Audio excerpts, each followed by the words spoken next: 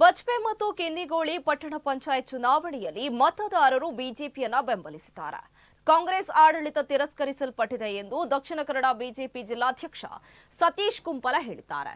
ಸುದ್ದಿಗೋಷ್ಠಿಯಲ್ಲಿ ಮಾತನಾಡಿದ ಅವರು, ಎರಡೂ ಪಟ್ಟಣ ಪಂಚಾಯತ್ಗಳ ಚುನಾವಣೆಯಲ್ಲಿ ಬಿಜೆಪಿ ಭರ್ಜರಿ ಜಯ ಗಳಿಸಿರುವುದು ಜನರ ಭಾವನೆಗಳು ಬಿಜೆಪಿ ಪರವಾಗಿದೆ ಎನ್ನುವುದನ್ನು ಸಾಬೀತುಪಡಿಸಿದೆ ಎಂದಿದ್ದಾರೆ.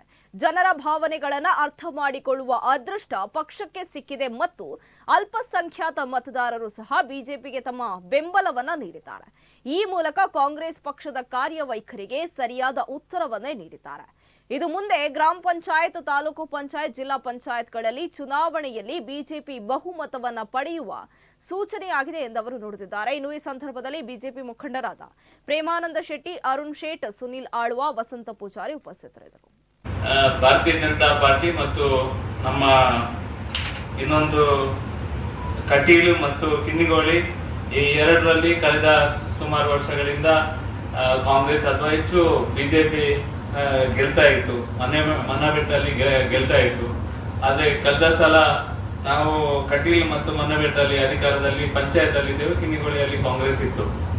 ಆದ್ರೂ ಕೂಡ ಅಲ್ಲಿ ಈ ಸಲ ಎಲ್ಲಾ ರೀತಿಯಲ್ಲಿ ಭಾರತೀಯ ಜನತಾ ಪಾರ್ಟಿಗೆ ಕಾಂಗ್ರೆಸ್ನ ಕರ್ನಾಟಕದಲ್ಲಿ ಆಡಳಿತ ಇದ್ರೂ ಕೂಡ ಭಾರತೀಯ ಜನತಾ ಪಾರ್ಟಿಯನ್ನ ಗೆಲ್ಲಿಸುವಂತ ಬೆಂಬಲವನ್ನು ಕೊಡುವಂತ ಮತ್ತು ನಮ್ಮ ಸ್ಥಳೀಯ ಶಾಸಕರ ಅಭಿವೃದ್ಧಿ ಕೆಲಸಗಳನ್ನು ಗುರುತಿಸುವಂತ ಕೆಲಸವನ್ನ ಮಾಡಿದ್ದಾರೆ.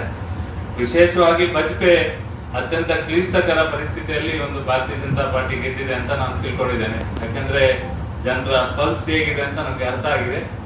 ಇವತ್ತು ಬಜ್ಪೆ ಒಂದು ರೀತಿಯ ಹೃದಯ ಕೇಂದ್ರ, ನಮ್ಮ ವಿಮಾನ ನಿಲ್ದಾಣ ಇರುವಂತ ಒಂದು ಕ್ಷೇತ್ರ, ಇತ್ತೀಚೆಗೆ ಕೆಲವು ಘಟನೆಗಳು ಕೂಡ ನಡೆದಂತ ಒಂದು ಕ್ಷೇತ್ರ. ಜಿಲ್ಲೆಯಲ್ಲಿ ಯಾವ ರೀತಿಯ ಘಟನೆ ನಡೆದ ನಂತರ ಏನೆಲ್ಲ ಆಗಿದೆ ಅಂತ ನಿಮ್ಗೆ ಗೊತ್ತಿದೆ. ಸುಹಾಸ್ ಶೆಟ್ಟಿಯ ಆ ಒಂದು ಹತ್ಯೆ ಆದಂತ ಒಂದು ಪ್ರದೇಶದಲ್ಲಿ ಯಾವ ರೀತಿಯ ಭಾವನೆಗಳು ಬಂದಿತ್ತು, ಯಾವ ರೀತಿ ಆಗಿತ್ತು ಎಲ್ಲವನ್ನ ನಾವು ನೋಡಿದ್ದೇವೆ. ಈ ಜಿಲ್ಲೆಯ ನಂತರ ಆಡಳಿತಾತ್ಮಕವಾಗಿ ಈ ಜಿಲ್ಲೆಯಲ್ಲಿ ಯಾವ ರೀತಿ ಕರ್ನಾಟಕದ ಕಾಂಗ್ರೆಸ್ ಸರ್ಕಾರ ನಡ್ಕೊಂಡಿದೆ, ಈ ಎಲ್ಲ ಅಂಶವನ್ನ ತಾವೆಲ್ಲ ನೋಡಿದಿರಿ.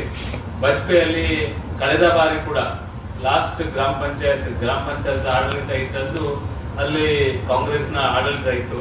ಒಂದು ಸಲ ನಮ್ಮ ಪ್ರದೀಪ್ ಸುವರ್ಣ ಎನ್ನುವರು ಒಂದು ಸಲ ಗ್ರಾಮ ಪಂಚಾಯತ್ ನಲ್ಲಿ ಬೇರೆ ಬೇರೆ ಕಾಂಗ್ರೆಸ್ನ ಭಿನ್ನಾಭಿಪ್ರಾಯದಿಂದಾಗಿ ಒಂದ್ಸಲ ಬಿಜೆಪಿ ಅಧಿಕಾರಕ್ಕೆ ಬಂದಿದೆ ಹೊರತು ಯಾವತ್ತೂ ಕೂಡ ಬಿಜೆಪಿಗೆ ಅಧಿಕಾರ ಆ ಕ್ಷೇತ್ರದಲ್ಲಿ ಬರಲಿಲ್ಲ.